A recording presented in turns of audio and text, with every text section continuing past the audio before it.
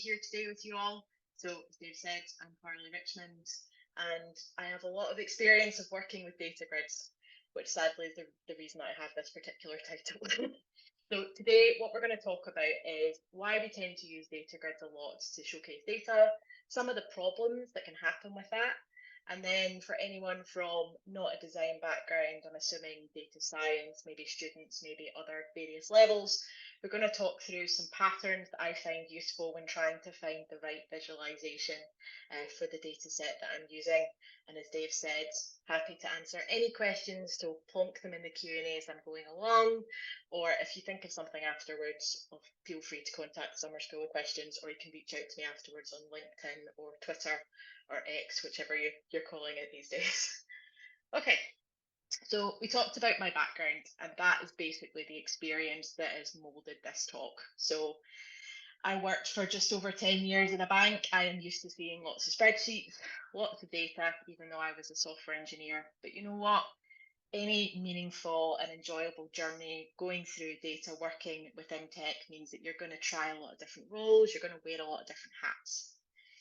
And that's certainly been my experience in my situation. But front-end engineer, that is the one that's really close to me and, loving about data visualization. But what I found when I started into that space was that I got to have a lot of fun visualizing, experimenting with different controls and data, and working collaboratively rather with the people that actually use the data, which was really fun. I got to learn about finance. That's another nice thing about working in data. You get to learn about all sorts of different fields depending on the data set you interact with. And what we did was we actually ended up building an initial set of dashboards showcasing the power of different visualization techniques. And what really happened was we were the victims of our own success. Because once we had something that worked really well and it allowed people to really understand at a higher level the data rather than rifling through large volumes, we found that loads of people wanted similar dashboards on slightly different data sets. And there was only a small group of us that really had experience of building out visualizations and controls. And it was really impossible to keep up with the demand. So what ended up happening, much that would maybe happen with some individuals on this call, is what we would find is, trying to get other people involved and get them to help with building out the dashboards was the right thing to do.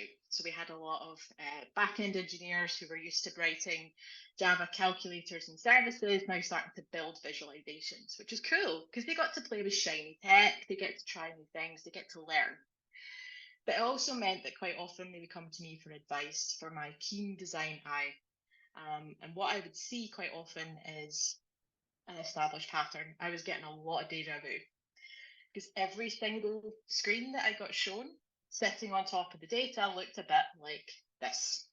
There was always common patterns, which sometimes can be a good thing, but sometimes can be a bad thing. Now, one of the good things was they were actively putting controls like this, so drop downs, radio buttons, other filters at the top to allow the users to actually filter down and narrow down the data set to reduce that volume.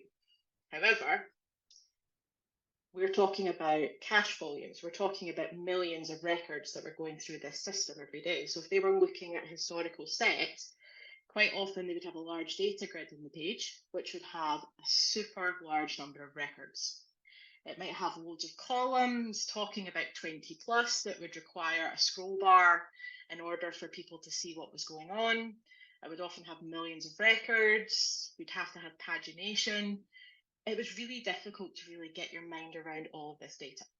And then the third thing I would always see is the ability to export the data out into a spreadsheet so that further kind of tweaking and messing around and processing and cleaning of the data could take place. So whenever I'd see something like this, I would always ask this one same question. When we're talking about data, we need to think about what kind of insights people want to glean. Now, we still want to have an element of flexibility because things do change. But whenever I'd ask this question, so what's the user trying to get out of your screen? What are they trying to do? I would always get told about, oh, well, they're going to export it to Excel and they're going to pivot it. That's always a warning sign in my head because as an engineer and as someone who wants to automate and help people gain insights into data, I want to know why they need to do that additional step. I want to know if there's something else I can automate to make their lives easier. And whenever I give this feedback, my colleagues would go off and they would say and ask these questions that I've mentioned. And what ended up happening was they would often come back and say, oh, well, I found out that they'll use Excel to pivot it, and then they would create charts and visualizations in order to showcase this data to management, because that therefore meant that management, weren't digging into the nitty-gritty detail and they could make more informed decisions based on the data. Now, it's easy to judge. You kind of look at these situations at the time and think, we really probably should have done a bit more discovery, tried to find out more about what the objective was of the user. But the reality is that we shouldn't be judging so hastily, because it's very innocent reasons. No one is trying to do this for a nefarious means. We're all doing it to try and help our users as much as we can. Now, I think the reason that we use data grids a lot for showcasing data comes down to several key reasons. So the first one is favourite of Excel. So don't know if anyone wants to put in chat their experience, but I'm guessing quite a few of you probably use Excel more often than you'd like to admit. If anyone wants to raise their hand in agreement, feel free. But there's a reason for that, right? Think about the capabilities that spreadsheet tools such as Excel, Google Sheets, and others give us, right? They give us the ability to process, cut and slice data very quickly in a tool that most of the time is already available on your desktop. As an analyst, people are starting jobs, getting their provisioned computer, or in my case, standing in my first day when I worked in banking, logging into my machine. Quite often it's one of the applications that's there, pre-built, installed, ready for you, okay? And that's because they've existed for a very long time. So the original spreadsheet application, VisCal, was actually released for personal computers back in 1979. And then Microsoft released the initial version of Excel for the Macintosh in 1985. And that looks very similar, if you see the old screenshots, to what we're using today. Now, the other thing to think about is this relates to a common UX law that we talk about in design called Jacob's Law. And this is basically suggesting that users prefer your applications to work in the same way as other sites, applications, dashboards, and tools that they're already familiar with and using, because that reduces the learning overhead from hopping from one to the other. So anyone who's got a phone will be familiar with that 3-line hamburger menu as an example. There is a reason they are used everywhere, because everyone immediately knows what it is. They immediately know that that's the menu to go to get additional context. And it's the same thing when it comes to the design of spreadsheet applications and applications using grids. We're using the same thing time and again because they look familiar, and therefore it's going to be easier to translate from that old process in Excel to that new process in the application. Which is fine, that gives you a consistent experience. But often it means that we're therefore less likely to consider alternatives. The other thing we need to think about is time to market. If we're building dashboards, if we're trying to amend them in particular situations to gain insights, quite often it's in situations where we need that data very rapidly because we need access to these insights. Perhaps it's holding up a decision that we want to make to pivot to be strategic, for example. And therefore, quite often we're going to try and do the quickest possible thing to try and get that data out there. Now, if you already have a dashboard on top of similar data that you can then copy and paste the controls for in order to build something slightly different, but do it quickly, that's probably what you're going to do. And that's exactly what I saw happening time and again. They would basically take the code for building a data grid, and then they would copy it into the new screen, do some small tweaks, and then that was it. They could literally turn around controls very quickly in a matter of days. But that also means that we might not necessarily consider what is the right control. The other thing sometimes is we don't know what the true user objective is, and that can be really hard to elicit. If we're coming from a data science background and we're speaking to individuals that work in finance, e-commerce, or whichever domain the data is sitting on, they have a lot of expertise and a lot of knowledge that we don't, and that we are trying to understand their jargon and their information as we're trying to basically build something. The problem that we have here with this is quite simply that I would often see a spreadsheet being given as a requirement, saying, this is what I want. Because of the accessibility of these spreadsheet applications, quite often when it comes to data, we can use it for mocking out what a dashboard is intending to look like. And that means that because it's a propensity to showcase grid data, that quite often putting a grid in there is the easiest way to go. I'm always a strong advocate for users may present this in a way of saying this is what they want, but what they need might be something that's entirely different when they're trying to figure out what's going on with their data. And it can be difficult if you don't have the knowledge or perhaps the jargon and the language, or even design techniques such as interviewing techniques or workshop facilitation techniques. It can be difficult to figure all this out. Exactly as Dave said at the start, working in data science means you have a lot of different skills you need to pick up. And in that case, if we don't know how to ask the right questions, sometimes we're not going to give the right dashboard or the right capability for users to scrutinize the data. And then the final reason, well, it's because we've all got our own opinions, which extends to many factors of life, I would say. So this cartoon here, I don't know if anyone recognises it. If you do, big thumbs up. Is from one of my favourite books on design. It's Don't Make Me Think by Steve Krug. Really accessible book, also really short, so you can get through it in a couple of hours, which I know these days with my reading time compressed can be quite a handy thing to know. But one of the things that makes really obvious in this cartoon is the fact that everyone has their own opinions on what control is the right one. And often we can spend a lot of back and forth time trying to figure it out. I've literally had discussions about the behaviour of a given drop down, where I've had situations where perhaps a director who might have more influence, who might have, perceived stronger opinions, says that something isn't working the way he would expect, but the users say that it's working exactly the way that they would expect. We carry these opinions around. They're formed based on the applications that we're using over time, the positive and negative experiences we have. And therefore that means that we tend to either have controls that we hate and we never want to use, but it also means that we have favourites that we use time and again. And yes, I am talking about DataGrid.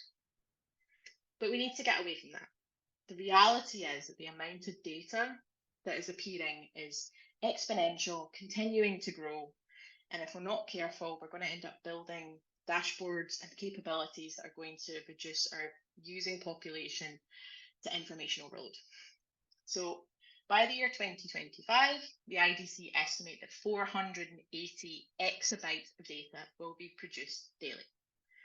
I'm hoping it's not just a dashboard that you're showcasing data over, but the reality is that with these increasing volumes, coupled with how applications traditionally work currently, such as notifications coming from email, from phone, we're subjecting users to a lot of information. And if we don't structure our dashboards in a way that allows for them to discover information gradually, we're going to subject them to information overload. Now, we always think information overload is a new term that came as part of the digital age, but actually it was coined in the 1960s. So the term information overload was written in a paper for the first time by someone called Bertram N. Gross, who wrote a piece called The Managing of Organizations in the 1960s. And then when it comes to the popularization in technology, it was actually popularized in a book called Future Shock that was written in 1970 by a guy called Alvin Toffler. And both have the same definition. Basically, information overload is where the amount of input into a system exceeds its processing capacity. So we are effectively a system, if you think about it. Think about the psychology, all of the information, all the signals that our brain is processing. If we're overloading people with so much information and data that they can't make sense of it, we're going to end up leading them to burn out, to face challenges, and they'll probably struggle to do their role effectively.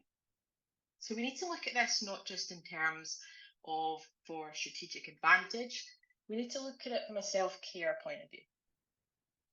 And that's what we're going to talk about today. We're going to talk about patterns and techniques that can help you pick the right visualization when normally you would just default to data grid. So I'm going to walk through several examples today. Now, if anyone is a dabbler of JavaScript, I have some examples here if you scan the GitHub repo, but also all of the resources that I'm mentioning are available on the README. So feel free to scan it. If needed, I can send it through afterwards and people can have a look. But all of my examples today are also accessible to you without even needing to go to their repo. So if you go to demo.elastic.co, this is the demo environment for Kibana, which is the data visualization tool built by Elastic. It works in a similar way to other tools such as Power BI, Tableau, etc., that you might be familiar with for doing visualizations. And I'll show you how to use them, but they will work in a similar way for your other tools. So I would suggest after this session, taking some data, taking your favorite tool and just get started and start playing around with some patterns and see what visualizations you can build. So the first pattern I would see a lot when it comes to users is sorting data. So very often you'll see people clicking at the top of a particular cell, at the top of a particular column to push maximum and minimum values to the top, or maybe engaging in complex multi-sorting as well. Because sometimes it's good to know where to start and good to find the heaviest hitter.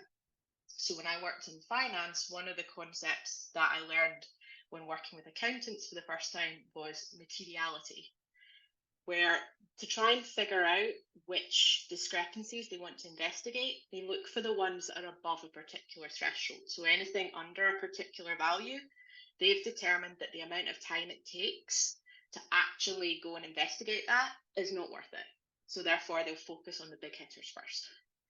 So let's make it easy for them to find the big hitters. What you want to do is use basically a histogram, i.e. a bar or a column chart. If you want to figure out which way one over the other, generally humans read, in Western cultures, read left to right, and that's normally how we scan screens, is going across the way rather than down the way. So actually it might be for a larger series you would prefer going horizontally rather than what I have vertically. But the point is being able to see quickly which bars have the highest values and pick out the maximums is what we're trying to achieve here. So how would I build one of these in Kibana? Well, let me go off and show you. So this is where I need to skim. There we go. Not that you want to see my email, you want to see Kibana. So this is Kibana here. And what I'm doing is I'm using dashboards that are making use of different types of visualizations. So the ones we're going to focus on today is Lens, which basically allow you to pick different types of very simple charts very quickly. We'll also focus on maps and when you should use those as well. And then I'll briefly dive into custom visualizations and why you should use these, with the warning that these will take a lot more time to build.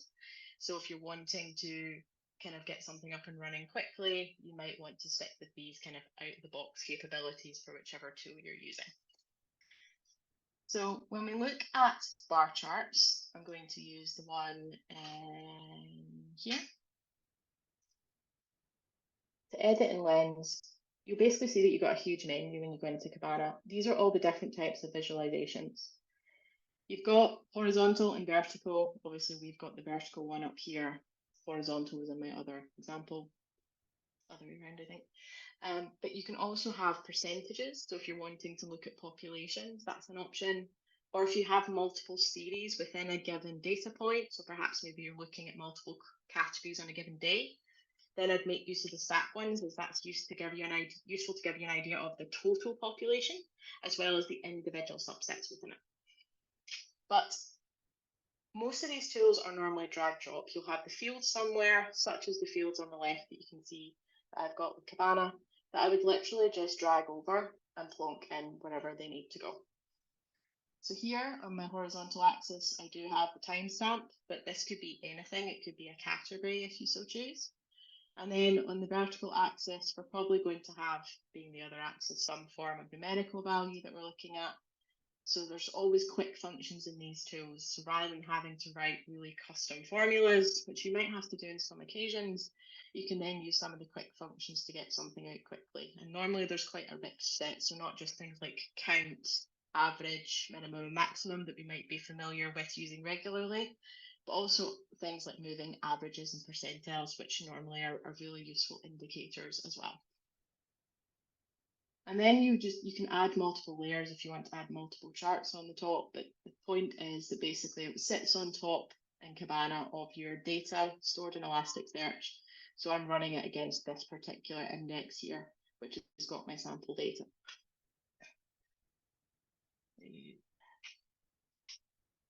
Okay, there we go. Back we go. So sometimes you want to get an idea of proportions. So what composition of our given data series have a particular category? And we can do that, as I kind of alluded to before, across multiple categories using things like this percentage or this stacking bar. But sometimes that can be a bit too much information if you just want to have a quick glance to pick proportions. Sometimes you want to make use of one of these kind of proportion-based controls. So this one is called a tree map, and it basically allows you to quickly point out and see what are the largest tickets of the population sitting in there. How do you build one of these? Well, we go to the right dashboard. There we go. And then in Lens, the options are again the same. Well, slightly simple. So it's all about the concept of grouping constructs together by a category, and you can normally do it at multiple levels. But obviously noting that if you add multiple levels, then that kind of increases the amount of values that you're going to be showing. So if you've got a very dense data set with loads of subcategories, that can then make it quite difficult to read. So do think about the compositions carefully. But we group it by whatever our field is, normally using either the date, custom a filter, or top values. And then we select the number of values that we have. Now, one consideration you might need to think about is that sometimes we want to have this idea of a data quality check where we want to make sure that everything else is there. So using group remaining values as other can be a useful thing to give you an idea of what the remaining population is outside of the top values. So that's definitely worth thinking about if you need to include that within your visualization. But the settings for tree maps are normally quite straightforward. You've basically got a metric and you've got your category that you're going to group things by. Okay. All right, my Mac is not wanting to pay attention today. There we go. There we go. Okay. So now we're going to move on to time series. So we have covered that briefly, but not all of our data sets are going to have categories if you think about the axes. And time series can get very complicated. So firstly, you might have the situation where you're dealing with data points that are multiple times a day, which then if you're looking over a longer period is going to lead to large volumes that we're going to be looking at. So that's quite regularly where people would look at perhaps positions or cash flows over a number of days. And if you're using a bar chart with loads of little individual bars, one of the problems you're going to see is that if you have minute changes, like really small discrepancies, sometimes it can be difficult to determine those between each bar. So actually making use of a line can better support kind of multiple smaller discrepancy and changes. You can use a line, you can use an area as well. The difference basically is the colouring underneath. And area charts are quite a good idea if you're wanting to showcase either volume. So for example, if I took a stock position, that might be better as a line because it's an overall position. Meanwhile, if I was looking at trading volumes, that would be a better one perhaps to use as an area. The other one to think about though as well is that you might need to be able to distinguish between the composition between multiple series. And sometimes if you have multiple lines that are interjecting over each other, that can be really difficult to discern what's going on in an individual series. So actually, sometimes I prefer using stacks of areas over stacks of lines if I've got multiple series, so that it's easier to tell the relative composition and proportions of each of the series. So going back to my demo visualization again, you'll see here, I'm going to do flights delayed. So it's a very simple area over a period of time. So we're making use of a field called timestamp. So a lot of data visualization libraries will have some form of representation of a date type. And timestamp is basically the Elasticsearch denoted accepted field for the common schema that says this is your timestamp. So it can be anything else. That doesn't stop you from using another field that's of a date type. It's just that you'll see timestamp popping up a lot in examples, and that's where it comes from.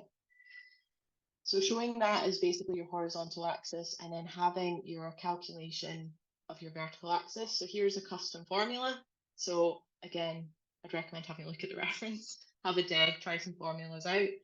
But basically, it's making use of all the kind of common formula functions. Most kind of ones are there, along with the quick functions that we saw before. But what you'll see here is I'm making use of two different types of syntax to narrow down the data set. So here I've got a query using the Lucene query language in order to find the flight delays. And then I've just got here, obviously star denotes I'm bringing back everything. So this is a handy shorthand for basically bringing all the records back. And that's how I'm figuring out my delays. But the other thing is we think of just showcasing just the data points and that's it.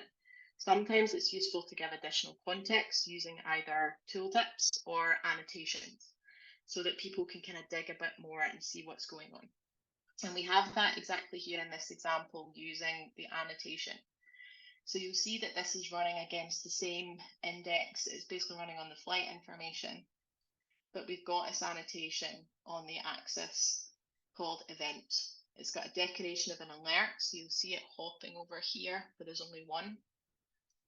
And you'll see here that the annotation query is basically when we've got a cancellation and a flight delay. And it's targeting against the timestamp axis on here. It's basically going to show this annotation. And then it's going to give us the additional fields so that we can help. So obviously with this logic, it's very obvious that flight delay and cancelled are always going to have these values of true. But knowing which carrier is perhaps contributing to that delay when gaining insights is a useful thing. So also think about not just the primary information in your chart, but that supplementary information around it to help give people more of an experience to figure out where they're going and what's going on within their data set. Okay. Cool. So I saw a lot when I talked about like the large number of columns and the large number of rows. We were using pagination, we have scroll bars, but also I would see people actively configuring their view and hiding certain columns. If someone's hiding data, it probably means they don't actually need access to that for their particular function, particularly if they're doing it on a regular pattern. There is a balance to strike. Sometimes there is a natural path of investigation to let them go down. But the reality is that on some occasions, if they're hiding data continually, they probably don't need access to it. And we should be going by the principle of least privilege to make sure that they only have access to the data that they need. Summary cards are a good way if they're aggregating things to particular levels. So remember back to that story I was talking about where the data would be processed in Excel and then put into either commentary or PowerPoint decks, and it would be presented to management in some way. In a lot of those instances, they were generating summary statistics that looked exactly like this. So if we can use metric cards within our dashboards at the most likely either towards the top or at the left-hand side of a given section, if you've structured a large dashboard by kind of particular categories or areas of interest, what you'll find is that that can give you a nice initial summary of what's going on. It's one of the first things you see. And then as you go further down, you can start looking into more information and more data. So if I move into that demo, I have one up here. So they're simple metric cards. These, again, you might have one or two metrics in here. You might use several cards. Consider the numbers you've got carefully. but it's basically this kind of metric control here. So this one in Cabana supports a primary and a secondary metric, so it would show you two, but it's just a simple calculation. It will be either a quick function or a formula that you're going to use for these. You can do breakdowns as well and maximum values, but one of the other things that I like, which is really interesting, is what's called a supporting visualization. So it doesn't have to be this one or the other of you have the detail and then you have the chart. If they're just looking for an idea of overall trends, you can do things like this where you have kind of a kind of secondary chart in the background that will show them the overall trends, just so they've got an idea of where the peaks and troughs are, where you are on that given day, alongside that metric. Now, you might not need these if you're using, a line or area chart further down that they can scrutinize against the same data set. But if not, and you've got a lot of dense information and you're having to be selective, this can be a nice way to kind of combine two different chart types in one. So it's worth having a look to see if you can layer visualizations and layer cards together to give you an overall experience. Okay. Back to slides. We're going to talk about relationships with data. So this might not seem applicable for many situations, but think about things like cash information, like cash moving between bank accounts. A source and a target is the form of relationship that I'm referring to. So idea of things moving around. Another example could be, for example, if you work in e-commerce and you've perhaps got assets being moved between countries, for example, it might be useful to see that. Now, I don't think data grids and relationships tend to work very well. I've seen it captured in various different ways. Either I've seen a source and target columns within the grid, or sometimes I've seen things like this with this parent and child logic, where you have the kind of parent, the kind of source here, and then you have the target underneath. It doesn't really emphasize that relationship very well. Now, there are several different types of visualizations you can use to showcase relationships like this. So anyone who comes from a mathematical background, who remembers fondly any courses on topologies and graph networks and graph theory, is probably going to remember the interconnected node diagrams where you'll have a node and then target arrows going in and out. That's one way to visualize that data. You can also use what's called a chord diagram, which is basically a circle with loads of ribbons through the middle, denoting the source and target relationships. But this is one of the most simplistic ones and the most common ones you'll find. It's called a Sankey, and it's basically showing flows between that source and target. And you can see by the width of particular ribbons, the higher proportion relationships to pick out, which is really nice. Now, a lot of the time, one of the problems I find is that not many visualization out of the box libraries have a Sankey natively. It's often something that you have to create by yourself. So it's worth looking to see if there's any capabilities in the tool you're using in order to create your own custom visualizations. Now, there's two common ways I've seen for people to create custom visualizations in tools. The first is using JavaScript, writing plugins for a lot of kind of web libraries. So a good example would be D3.js. So if you make use of D3, write a JavaScript plugin using D3, you won't be likely to be able to build your own component. But sometimes they'll support particular visualization syntax. And one example is Cabana, where we make use of what's called Vega. So Vega is a visualization grammar that basically allows you to create your own visualizations. And it basically is generating scalable vector graphics is kind of how it works. They have tons of examples, not just in terms of simple charts, which I would not recommend trying out, just focused on the ones that are already in the tool, but also things like network diagrams and these other chart types that help showcase flow, for example, or even if you want to put a clock in if you want to put a clock in there, which I have seen as a requirement occasionally, that's another option too. So the way that Vega works, now we're not going to cover Vega in 20 minutes. Vega is actually requires following the tutorials to understand what's going on. But the main elements that you're going to have to define for any Vega visualization, including a SAMK, are your data, which kind of makes sense. So the mechanism of pulling your data from your Elasticsearch index or wherever it's coming from.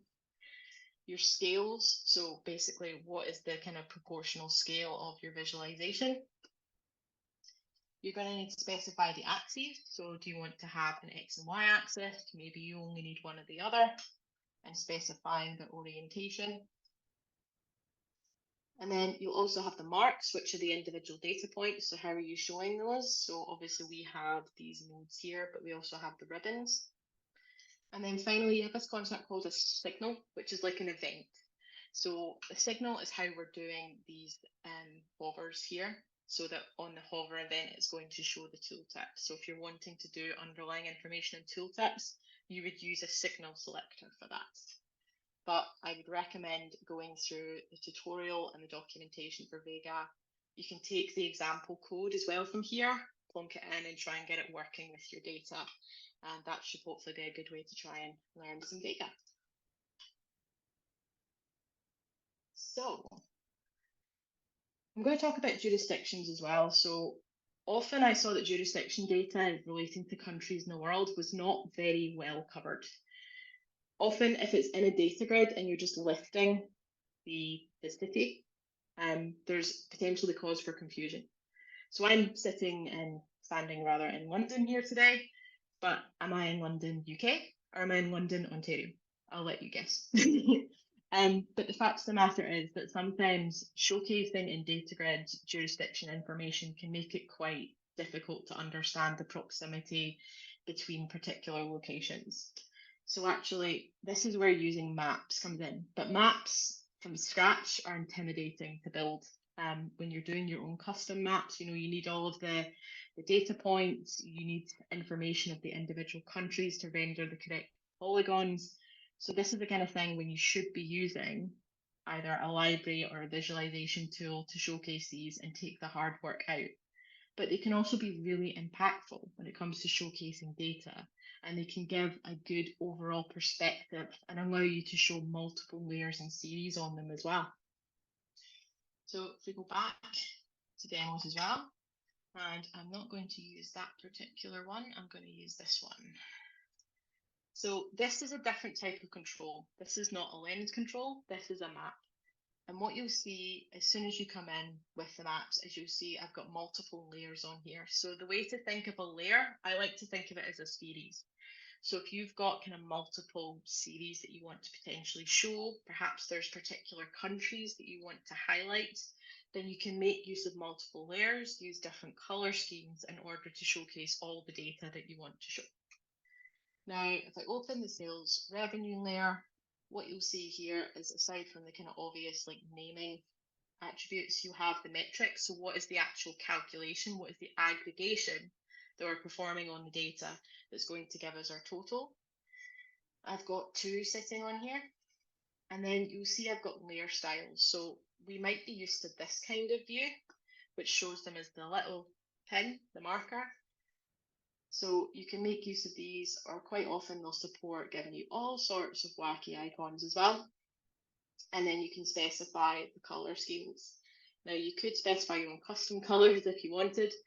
I recommend if there's any inbuilt color schemes, make use of those within the tool, because you might be dealing with people that are consuming the data that might have color blindness, and it can be very difficult to pick the right colors.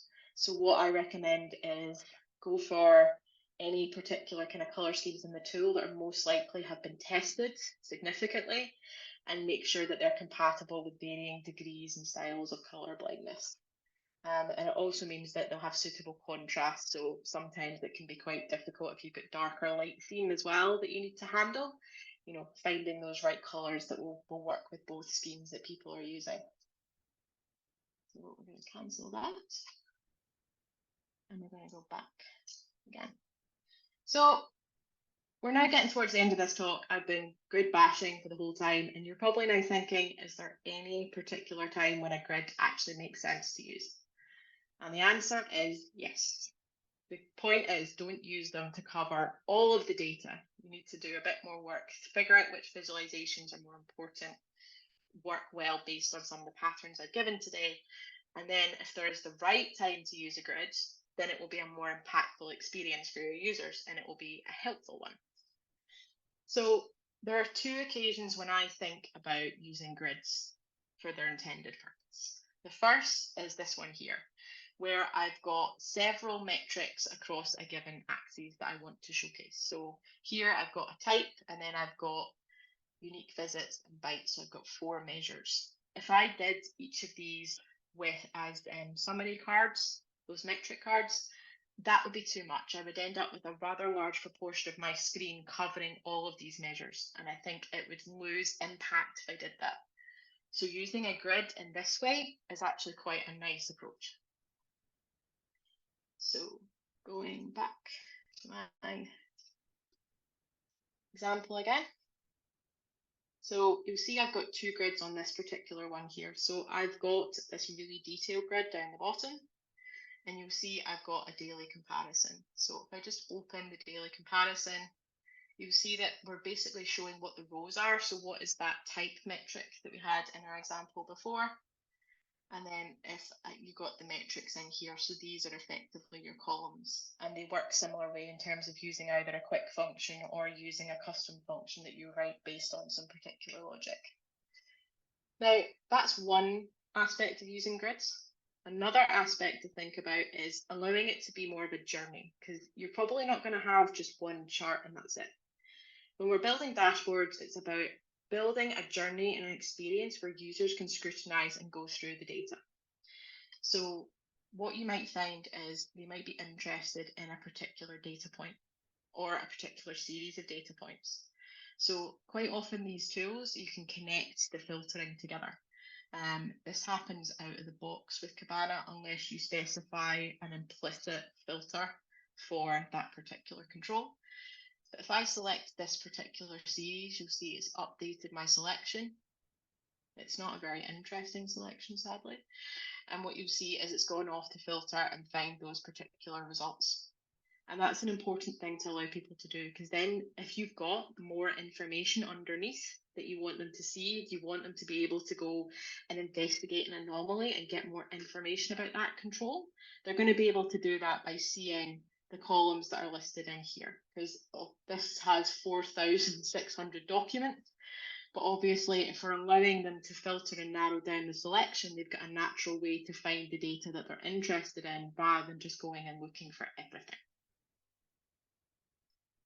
Okay, so talked about a lot today. We talked about why data grids are evil if you just use a data grid. We've talked about different patterns of when the right control is to use, but the overlying theme here is don't be scared. You can use visualization tools like Kibana, etc., Tableau, Quick, all those ones, to play around with your data and see what makes sense for showcasing and giving impact and results. Now, the way to do that ultimately is talk to your users, hear what they have to say, hear what kind of things they're trying to find in their data, and then use that to suggest what controls might be more appropriate for a dashboard. So hopefully you'll feel like you've got enough knowledge to get started, to try things, and hopefully you'll be building better dashboards as a result.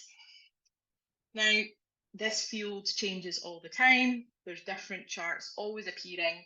So I want to kind of give you some resources to go and look out more afterwards. So demo.elastic.co for all those resources that I showed. You can actually start kind of looking at those dashboards. If you have a free trial for Elastic as well, you can actually take a copy of those dashboards within the cluster itself and start playing with that data and those visualizations and see how they work. So I recommend giving that a go. Code samples in the GitHub repo that I've got the QR code for. If you are into JavaScript, there's some nice libraries in there, such as HighCharts, Nibo, etc., which are good ones to know and play about with. Just looking in the wider world, newspapers quite often have infographics or websites to showcase data, which can give you inspiration. Examples from Vega that we talked about, from the D3 example library as well, are both great. But there's also books and other sites as well that I would recommend. So the first one, which I have a copy of the book here, if it's going to show me, there we go. Data Sketches by Nadia Bremer and Shirley Wu. I like this book for two reasons.